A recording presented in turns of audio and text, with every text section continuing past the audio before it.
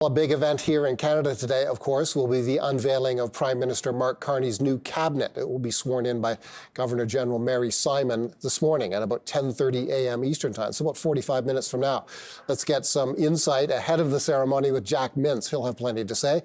He's the President's Fellow with the School of Public Policy at the University of Calgary. He's also with the C.D. Howe Institute. Jack, thanks a lot for joining us. There have been lots of leaks, as they always are, leading up to a cabinet announcement. The leaks have been to the media have been pretty consistent.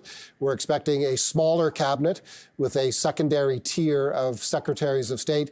The message that the Prime Minister appears to want to send is that this is a smaller, more focused and more business-like group. Is that the kind of cabinet you would like to see? Well, I think those are very positive changes that Prime Minister Mark Carney is bringing in. That's the sort of thing I think will perhaps improve some of the governance at the cabinet level. And I think the bigger question, of course, is who are going to be in those key positions.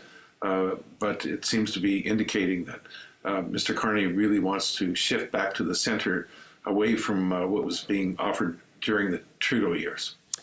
Mark Carney has been willing to criticize the years of Trudeau government in several ways. He has said the government spent too much. He has strongly indicated that it's been too difficult to get major infrastructure projects built. Would you see a slimmed-down cabinet as another implicit or even explicit criticism of the Trudeau period? I think it is. I think it is going to be certainly a focus maybe on more competent people to be in cabinet positions. We'll have to see what kind of appointments come up, at 10:30. But there seems to be some indication. For example, the rumors that Chrystia Freeland is going to be dumped from cabinet, I think, is a very important statement because I think there were a number of people that didn't feel that she was really the best finance minister we ever had. So we'll have to see who comes into that kind of position. What about Steven Guilbeault? The rumors, if I understand them correctly, are that he stays in cabinet. I've heard that. And of course, there's also a question of Jonathan Wilkinson, who was in the natural resources portfolio. I think that's going to be a very key appointment that's we're going to have to hear from, is whether one of those two stay in the position of environment or natural resources. Because if they do, that will certainly be a big disappointment towards in Western Canada, where they want to see a significant change in public policy undertaken by the Carney government. Okay. Do you have any names that you would like to see in the Minister of Finance role? And what's your view of Mr. Champagne, who has occupied that position briefly? I would like to see, well, first of all, I think Mr. Carney himself, given his background, is going to have a huge influence with respect to the direction, the fiscal direction, of the government, and so I think competency in the finance portfolio is extremely important. I know Mr. Champagne. He certainly has a number of positive aspects in terms of his focus on financial issues in the past, especially with respect to building a stronger economy, and he certainly has that as a goal.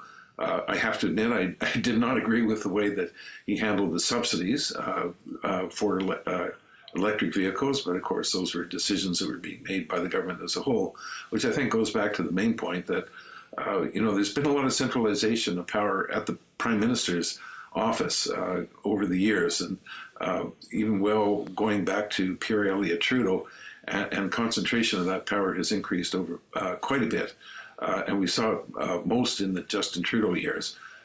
And I guess the question is whether Mr. Carney is going to have a firm hand on the government, and in fact will actually exert a lot of power through the PMO that will influence the overall direction of the government. What about foreign affairs? Obviously, our relationships with the United States are front and center right now, a top priority for the government. Melanie Joly has been in that post for a while now. Prior to her taking that job, there had been a lot of criticism that there had been a rotating cast of foreign affairs ministers for Canada, that the world was seeing a new face every now and again. There was not enough consistency in that role. What is your thoughts on Melanie Joly, or the type of person who should occupy that important role? Well, I think there's several key issues that the foreign affairs minister is going to be facing. Obviously, the big one is going to be with respect to dealing with the United States. I think we have a very serious issue involved with that. It's been very clear from the way that the United States has been settling on other issues that they want to keep the 10% general tariff, and that's, I think, motivated by revenue concerns. They are very interested in continuing automobile tariffs and steel and aluminum, although in some cases, as in the British agreement last week, they were willing to alleviate on aluminum and steel, but not autos in itself. So though we're not subject to reciprocal tariffs, so we don't have to go through that negotiation. But I think we do have a very serious issue there, and I think a foreign affairs minister is going to be very key there in terms of the relationships with the United States in assisting with that. There's other issues too, like Ukraine and the Middle East. And I think the Middle East is a very interesting one because that's where the Jewish community has been very nervous over the liberal, let's say, focus over the past number of years with respect to Israel and support of Israel. And I think that Madame Jolie has actually been one of the concerns that the Jewish community has had. So it'll be interesting to see if there's going to be a shift toward, with respect to how Canada views the Middle East. Jack, thank you so much for this. We're out of time. We'll have to leave it there.